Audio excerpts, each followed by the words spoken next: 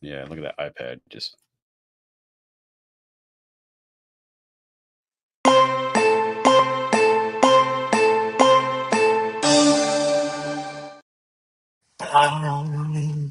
Zach, let's go. it's Michael almost the gave beginning of the year, man. We are in the December fourth 2nd while quarter. we're recording this. Oh my goodness. We just got dumped on by a ton of snow. I absolutely love it. You're recovering. We thought for sure last week, or was it the week before, you're gonna die. I am still alive, sir. You You can't get yeah, rid of me that easy, Zach. coming back. He's back, boys. All good, all good. Well, what's on the agenda for today, man? What are we talking about? We're gonna talk about selling. Absolutely selling. The three human wants that print sales when you utilize them properly. Yeah. Well, I could tell you, this holds in true to me because there was one time I was talking to a financial advisor, and he was like telling me, he's like, "I'm gonna make you rich. You're gonna have all the money in the world. Give me your money, and I'm gonna make you rich." And I was like, "Okay, that sounds good, but it's not really why I want to do this. Like, Right. I don't know if that's the thing." He's like, "Yeah, but I got this big plan, and you're gonna have all this money, and you're gonna be rich." And he was trying to hit on this desire of wealth. And I was like, well, yeah, I want to be rich, but it's not really what I want. And in that moment it clicked. And I said, as I was talking to his financial advisor, he's telling me all these plans and all these things he wanted to do to make me rich. And I said, and then he asked me the question. He's like, well, why are we talking then? Because I wasn't really feeding into that. I said, truthfully, I want to build a legacy. I want to leave Nice. something for my kids. And then in that moment, I said, I said, if this sales conversation went differently and you were like, hey, look, I'm going to show you how that you can leave your family generational wealth. I'm going to show you how you can do this, do that, da, da, da, with your family, with your kids, with that. Now you're talking my lane. Yeah, I would have been bought in right away. So that desire was more relationships for me, Yeah. where I want to leave something for yeah, rich is a byproduct Right. of your Right. services. But you really could have got me if you were like, hey, we're going to do something for your kids. And I was like, oh, I'm all in. Tell me more. If you're not talking directly to your people, especially with the pain point or the desire that they have, you are lost in the noise. Now more than ever, ads are way more expensive. And this is something that Michael Gabriel, you and I deal with a lot with the people that we work with. Crafting that offer. And I want to talk about this. We're going to address this more very soon, but the slap, the story, the solution, it's very important to understand the basic three human desires that people want, and then we craft our slap, our story, and our solution to that. Now, what do I mean by slap, story, solution? Well, it's an alliteration, and as you know, Michael Gabriel, I think alliterations are always awesome. You see what I did there? That was Yeah. pretty good. Yeah. So, slap, story, solution. If we look at two different modes of advertising, Facebook would be one. You're interrupting the doom scroll. TikTok would be another one. Doom scroll, doom scroll, doom scroll. Boom, up pops an ad. If your ad doesn't slap and get their attention, you're just going to be scrolled past. So we got to slap. We got to do something that captures their attention. When we tell a story, that story increases the perception of value. I'll often, sell my iPhone to people. Michael Gabriel likes to make fun of me because I'm a little bit of a hillbilly. I live on 17 acres. I chainsaw wood for my house to heat my house, which is awesome because it makes me feel manly with my tractor out there. And I You're a often will tell people, lumberjack, not a hillbilly, I'm fine with lumberjack. that. I'm a lumberjack. I'll be fine with that.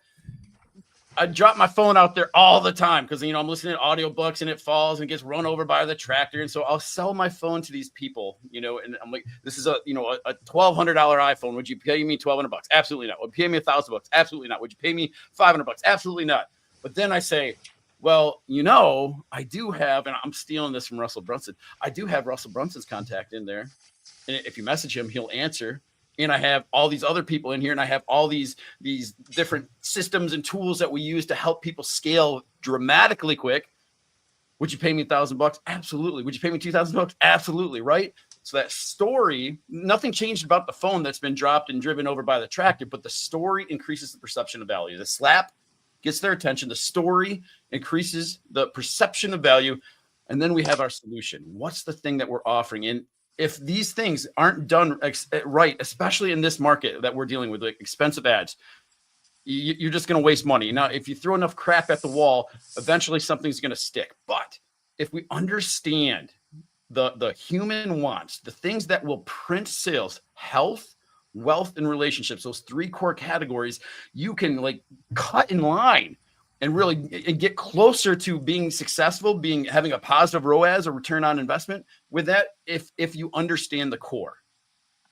Yeah, I think when I hear the core desires, the health, wealth, relationships, I look at marketing today and I see like the advertisements, and I feel like Apple, Apple, the computer company, they do it best, right? So they have three core products that they have, and if you think about the advertisements that you see for those ads, you can really quickly understand what category they fall in, right? So if we start with the Apple Watch, when you see an ad about the Apple Watch, all it talks about is like it can, measure your heart rate. It does exercise stuff, like it measures your exercise. I was wearing my Apple Watch the other day and I was walking. It was a long walk, and it said, "Do you want to record this workout?" I was like, "Am I working out?"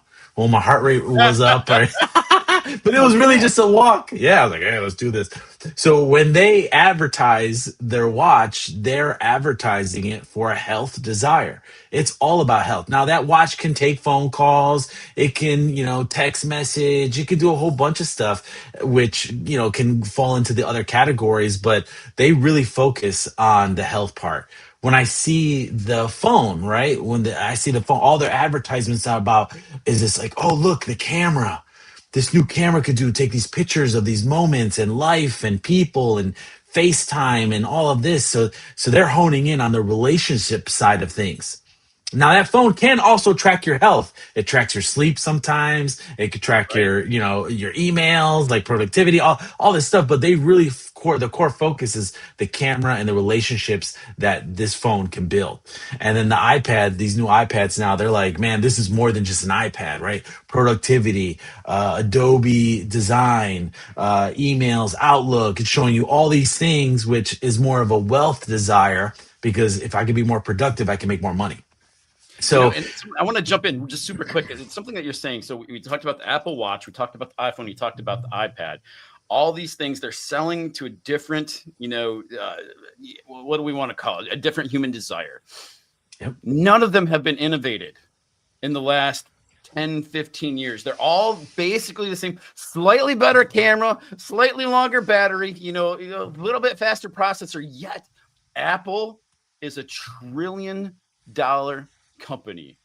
They understand marketing like nobody else. They have not innovated. And I got the iPad, I got the iPhone, I got the Apple Watch. I'm talking to you on a Mac. I'm surrounded by Apple products, but they don't innovate. You know what they know how to do is they know how to address 3 core desires, and they do it in a beautiful way. Yeah, absolutely. And I think if you don't get your messaging right, which that's what really we're talking about right now, these core desires is really about how do you connect very quickly with them. You lose someone right away. Just like the story I told earlier, where it was like, if you would have hit me with the right desire, I am in from the beginning. But because you didn't, you lose me right away. And in this crowd of noise, like you were talking about, like we only have seconds, like milliseconds to get people's attention. And if you hit that the right way with the right, if you call it the slap, if you call it the hook, you want to call it the core desire, whatever you want to call it, when you hit that right away, that's how you then get them to listen to the story. Yeah, totally. There's a story, I had the privilege of learning directly from Russell Brunson for a while now, but there's a story in his inner circle group of this lady that was working for the Minute Fitness Club. I'm sure he's written about it in his book, but it was this big online, live workout thing that was happening years ago. And basically she was on this show and she's wearing gray sweatpants and she had a bunch of kids. I'm kind of skipping ahead of the story, but she wet herself in front of all these people. She was absolutely mortified and just ran out of the studio, went home and just crawled into bed and wanted to die. That is such a powerful thing when something like that happens. You can focus on the pain, or you can focus on the solution there, the problem or the solution. And she focused on the solution because she didn't want to live her life this way. It was happening a lot to her, and so she ended up finding a doctor, and he recommended these exercises and this diet, and she got completely better from it. She ends up writing a book that helps all these ladies out, which is fantastic. But like her advertising, oh my gosh, this is absolutely, her advertising is her wearing sweatpants with a wet spot in her crotch area. And like, that is a slap. If you're scrolling through and you have this problem and you see, well, like, what, did that lady just pee herself? And then you click on it. She tells the story, the embarrassing story. Like, oh my gosh, here I was in front of thousands and thousands of people working out, and I peed myself. I'm like, oh my gosh. And like, they relate to it. Like, you've increased the perception of value. They're listening to every single word. And I found the solution. I went to this medical doctor. We did this, and this. It's all detailed in the book. And you can get this as a digital book. It'll come to you. No one will even know that you have it. She made hundreds of thousands of dollars helping these people out. What do you think her core desire that she was going after in that type of messaging? What do you think it was?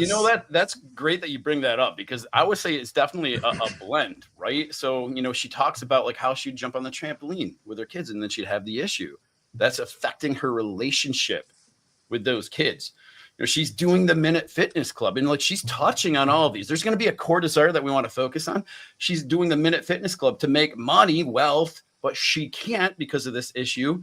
And clearly health is probably the main one in there. Is like, she wants this to not happen to her. And so the focus is, I want good health. I had these beautiful babies. Here's what I got going on. I want to get back to who I was, and I want to be able to do the things with my family. So it does touch, it will blend in there. And like, this is kind of like a pro tip. You might want to blend some of this, but there is going to be a main focus. I like that you said that, because I think of the book, The Five Love Languages. Have you read that book? Oh yeah. Yeah, yeah. So the five love languages, in there it says like there's a core language, right? If it's affection or touch or words of affirmation, whatever that is, there's a core one. But then you can't forget about the other ones. You have to like sprinkle it in as well. And I think that's important when it comes to these core desires as well, because as I think back to that story, if that gentleman would have hit me with that slap of, hey, we're gonna build generational wealth for your family. And I'm like, okay, let's do it. That's the relationship part. Now sprinkle in the wealth part. Tell me how we're gonna do it. Tell me how much money we're gonna have. Like, give me that piece of it, and that'll help solidify this whole thing. So I'm glad you brought that up. That was good. Well, before people care what you know, they need to know that you care, right? Mm, Everyone tunes into that radio station, WIFM, what's in it for me? But I need to know that you care. Well, one of the big things that we do to help people is start to ask a bunch of questions about, your industry. What are your pain points right now? It's kind of a funny segue on that. Is like, a lot of the contractors that we're working with, their big issue isn't, Zach, I need more business. In fact, the well guy that I was just talking to, he's like, I was referring business to my competitors left and right all summer. I'm doing right now. We're in a drought area. We had to dig deeper. I just don't have the time. You know what my big issue is, Zach? I can't find good help. I would print money if I could find good help, and I'm not poking at some people. I mean, I'm poking at some people. They don't show up to time. They're on their phone. They quit after like 3 days. He just wants solid people that are willing to work, and then he would blow up his business. And so, as a person that does care about my people, was it Zig Ziglar? I love this Zig Ziglarism. If you help enough other people get what they want, you're going to get what you want. Serving other people, a very Christian principle. Love that part. If I care enough to ask him about his problem, and it's the lack of help, I can then help solve that problem. And it's something that we help do. You staff the right people, you can scale. absolutely. Well, look, I think this is great. So if you guys are trying to figure out messaging, you have to think about what is the real desire that these people want, and you lead with that, and you can sprinkle in all the other desires, because again, I look at Apple and I feel like, man, they're doing it right. So make sure you guys focus on exactly what people want. That'll create a fast connection, and then you'll be able to get them to continue on with your story. I love it. And if they want more help, Michael, where do they go? they go to CruxLocal.com. CruxLocal.com. And we'd be more than happy to help you out. We specialize really turning local businesses into legendary businesses, and we've done this across many fields. Be more than happy to do a free 90 free assessment on your business.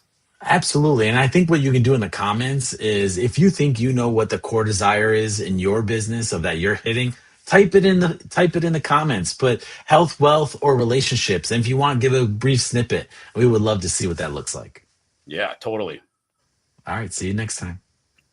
See you, everybody.